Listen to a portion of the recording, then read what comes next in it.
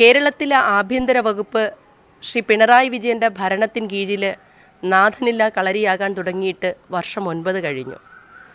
ആഭ്യന്തര വകുപ്പ് എന്നുള്ളത് അമ്പേ പരാജയമാണ്. കേരളത്തിൽ അരാജകത്വം കൊടികുത്തി വാഴുകയാണ്. പോലീസ് മർദ്ദനങ്ങൾ തുടർക്കഥയാണ്. പോലീസ് സ്റ്റേഷനുകളിലെ മൂന്നാം മുറ അതിഭീകരമായി കേരളത്തിൽ നടക്കുകയാണ്. കുന്നംകുളത്തും പീച്ചിയിലും ഒക്കെ പുറത്തു വരുന്ന ദൃശ്യങ്ങൾ, ഇനി പുറത്തു വരാത്ത എത്രയോ ദൃശ്യങ്ങൾ, ഈ ദൃശ്യങ്ങളൊക്കെ വ്യക്തമാക്കുന്നത് കേരള പോലീസിനെ ശാസ്ത്രീയ വഴിയിൽ നിന്ന് പിണറായിയുടെ ഗുണ്ടകളെപ്പോലെ പെരുമാറുന്ന രീതിയിലേക്ക് അധപ്പതിപ്പിച്ചിരിക്കുക. നവകേരള യാത്രയുമായി കടന്നു വന്നപ്പോൾ യൂത്ത് കോൺഗ്രസ് പ്രവർത്തകരെ ആക്രമിച്ചവരെ, തല തല്ലി പൊളിച്ചവരെ രക്ഷാപ്രവർത്തകരെന്ന് വിളിച്ച് കേരളത്തിൻ്റെ ആഭ്യന്തരമന്ത്രി കൂടിയായ മുഖ്യമന്ത്രി പിണറായി വിജയൻ സംരക്ഷിച്ചപ്പോൾ തന്നെ കേരളം ഒന്നടങ്കം പറഞ്ഞതാണ് ഇത് അപകടത്തിലേക്കാണെന്ന്.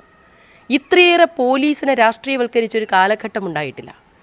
കേരള പോലീസിലെ ഗുണ്ടകളായ ക്രിമിനലുകളായ പോലീസുകാർക്ക് താമ്രപത്രം നൽകി അവരെയൊക്കെ ലോ ആൻഡ് ഓർഡറിൻ്റെ കീ പോസ്റ്റുകളിൽ വെച്ചുകൊണ്ട് ഈ സംസ്ഥാനത്തെ രാഷ്ട്രീയ എതിരാളികളെ മാത്രമല്ല സ്വന്തം പാർട്ടിക്കാരെ പോലും ആക്രമിക്കുന്ന നിലയിലേക്ക് കേരള പോലീസ് മാറിയിരിക്കുന്നു.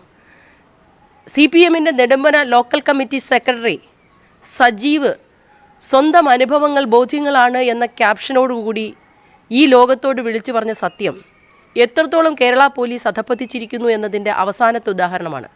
മധ്യസ്ഥനായി ചെന്ന ആളെ മർദ്ദിച്ച് അവശനാക്കുന്ന പോലീസിന് അഭിപ്രായ സ്വാതന്ത്ര്യം ഇല്ലാതെയാക്കുന്ന CPM എന്ന് പറയുന്ന പ്രസ്ഥാനം ഇന്നലെ മീഡിയ വണ്ണിന് സജീവ് പ്രസ്താവന ബൈറ്റ് കൊടുത്തുകൊണ്ടിരുന്നപ്പോൾ അദ്ദേഹത്തെ വിലക്കുകയും ചാനൽ ക്യാമറ മറയ്ക്കുകയും ആക്രോശിക്കുകയും പാർട്ടി തീരുമാനമാണ് പറയരുതെന്ന്. ഇന്ത്യൻ ഭരണഘടന ഉറപ്പു നൽകുന്ന അഭിപ്രായ സ്വാതന്ത്ര്യം അത് മൗലിക അവകാശമാണ്. ആ മൗലിക അവകാശത്തെ പോലും തടസ്സപ്പെടുത്തുന്ന നിലയിലേക്ക് പിണറായി പോലീസ് മാത്രമല്ല കേരളത്തിലെ CPM മാറിയിരിക്കുക.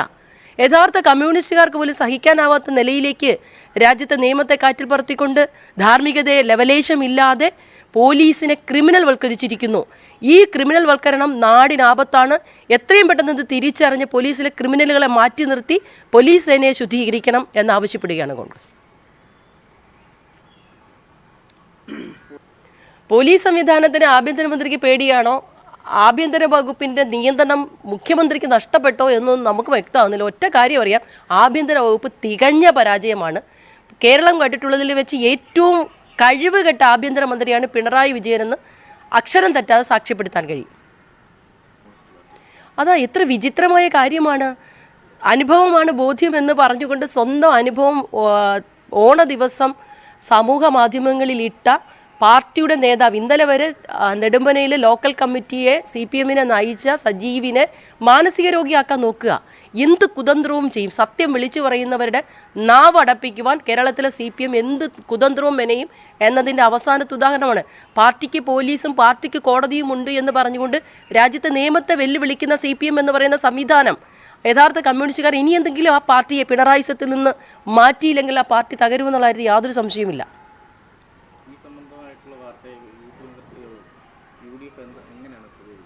അതിശക്തമായ പ്രതിഷേധമാണ് UDF-ന്റെ നേതൃത്വത്തിൽ ഈ ഓണനാളുകളിൽ അടക്കം കേരളത്തിലെമ്പാടും ഉണ്ടായത്.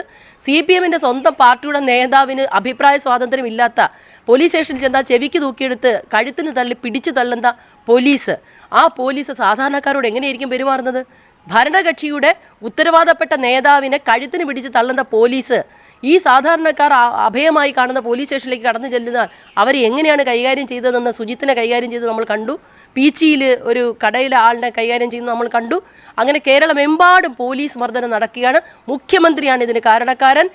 ഗുണ്ടാ പ്രവർത്തനം നടത്തുന്നവരെ രക്ഷാപ്രവർത്തകരെന്ന് വിശേഷിപ്പിച്ച് താമരപത്രം നൽകുന്ന, അത് പോലീസുകാരുടെ കാര്യത്തിലായാലും DYFI ക്രിമിനലുകളുടെ കാര്യത്തിലായാലും അതുതന്നെയാണ് ഈ നാടിൻ്റെ ഇത്രയും ഭീകരമായ അവസ്ഥയ്ക്ക് കാരണം.